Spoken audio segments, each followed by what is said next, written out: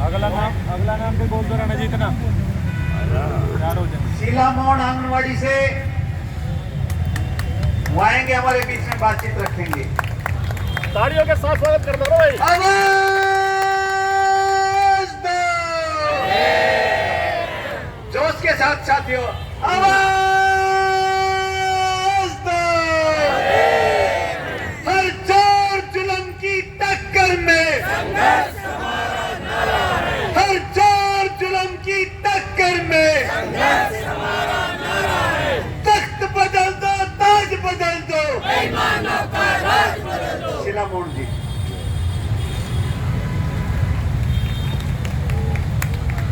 मान और सम्मान के योग्य बड़े बुजुर्ग, खेत और मजदूर संगठन के हमारे साथी, सभी ट्रेड यूनियन के पदाधिकारीगण और दूर दूर से आई हुई हमारी माता और बहनें, आशा वर्कर बहनें, जो आशा शब्द बहुत ही अच्छा शब्द है, जो आस लगाए बैठी है अपनी मांग और डिमांडों के साथ। मैं उन बहनों का, सभी ट्रेड यूनियन के पदाधिकारियों का, बड़े बुजुर्गों का, यहाँ पर पहुंचे इस पंडाल के अंदर बहुत ही जुझारू, मेहनती, लड़ाकू हमारे साथी, सूझबूझ का उनका सबका तहे दिल से हार्दिक अभिनंदन करती हूँ, हार्दिक स्वागत करती हूँ यहाँ पहुंचने पर। और हमारी बहनें पुरुषों से आगे लड़ाकू है, पीछे नहीं है। हमारे जो साथी भाई हैं वो मेहनती जरूर है, लेकिन वो पका पकाया खाना खाते हैं और कपड़े भी उनको धोए मिलते हैं। इसलिए हमारे अपना घर भी संभालती है, ड्यूटी भी संभालती है और आज युद्ध भूमि के मैदान में यहाँ लड़ने के लिए पहुंची हैं। एक बार फिर इस बात के लिए मैं अपनी बहनों का तहे दिल से हार्दिक अभिनंदन इसलिए करती हूँ क्योंकि वो पुरुषों से पहले उठती है और पुरुषों के बाद में सोती है। उनका इतनी ड्यूटी है काम की, उनको घर भी पहचानना, वो बाहर भी निकली है। और जो हमारी बहनें पीछे हमारा जो 4 महीने का पड़ाव चला था आंगनवाड़ी कार्यकर्ता सहायता यूनियन का, उसमें कई बहनों से हमें फोन किया और वो डर गई, टर्मिनेट हो गई थी। उस दौरान उनको हमने ये जवाब देना है, बहनों से भी मेरी अपील है, उनको ये कहना है कि आप अब अपना डर निकालो।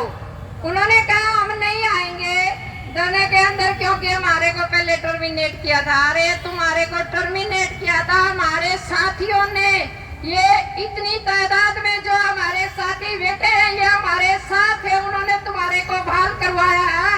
यदि आप नौकरी पर रहते हुए किसी कारणवश आपके साथ कुछ बीत जाएगा तो फिर आपको बहाल कौन करवाएगा? आप तो सारे साथी हमारे साथ हैं, सभी आपके तहे दिल से हम आपके साथ खड़े, कंधे से कंधा मिला के। काफी समझदारी की बात हमारे सीनियर नेताओं ने की है, बार बार हम उस बात को नहीं दोहराएंगे। तो मैं ये कहना चाहती हूँ, समय का भाव है भाई, हम अपने क्षेत्र में अपनी जगह पर जाकर के हम 1 और 1 को 2 की गिनती नहीं करेंगे। हम 1 को अपने कंधे से कंधा मिलाकर लाइन को ऐसे नहीं बनाएंगे, साइड में बनाएंगे, 1 और 1 को 11 करेंगे और 1 और जोड़ देंगे तो 111 की संख्या करेंगे। आने वाले समय में इलेक्शन का दौर है, हमारी सभी बहनें इस पड़ाव से, इस जगह से ये सीख लेकर के जाएंगी।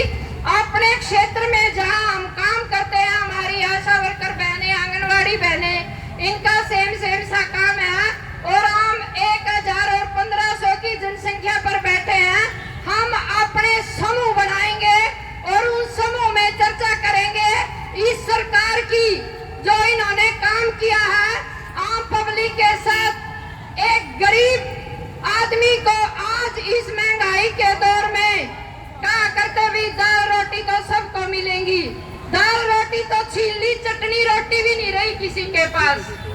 चटनी रोटी का सपना भी इसने बेकार कर दिया सरकार ने। हम छोटे छोटे समूह बनाकर अपने इलाके में इन आने वाले समय में मई 2024 में जो मोदी का इलेक्शन से पहले हम अपनी जगह बनाएंगे और उसको मजबूत करेंगे। अपने भाई बहनों को, अपने परिवार के बीच में इस सोच को लेकर के जाएंगे कि या तो सरकार सब गरीब होगी या फिर झुकेगी, दोनों में से एक काम करेगी।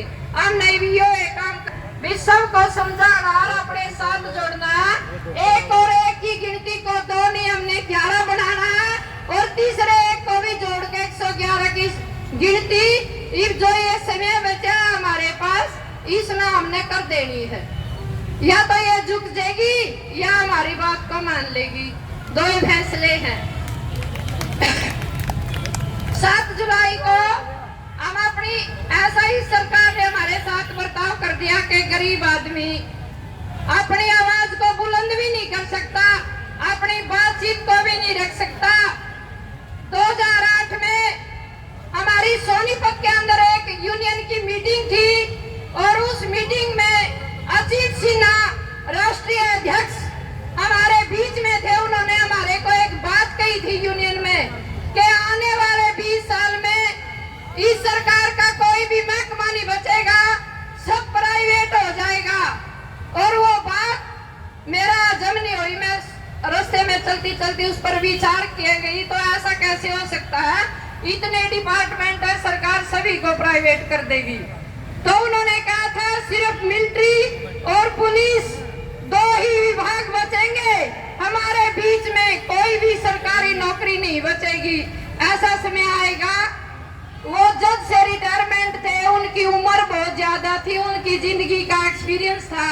तो मैं विचार करूं दिल से तो इनकी जिंदगी का एक्सपीरियंस है, ये बहुत ही सूझबूझ के आदमी है। ये बात तो गलत नहीं कहते, बहुत ठीक कहते हैं। जो जो समय नजदीक आया उनकी बात मेरे को तुरंत याद आती है कि दादा अजीत सिन्हा हमारे बीच में आज से बहुत दिन पहले वो कोरोना काल में पूरे हो गए, लेकिन बहुत ही सूझबूझ की बात उन्होंने कही थी, वो समय अब आ गया है। तो उन्होंने, इसलिए मैं इन सीनियर नेताओं को इसलिए नमन करती हूँ कि ये हमारी जो बहनों को दिशा निर्देश देते हैं, उनका हौसला बढ़ाते हैं, उनको लड़ना सिखाते हैं, जहाँ पर भी वो उलझ जाती है उनको सुलझाने का काम करते हैं। इसलिए मैं इनको बार बार नमन करती हूँ जो हमारे सीनियर नेता हैं। और जो हमारी बहनें ये चूल्हा चौका लग सीमित ना रहकर यहाँ पर पहुंची है,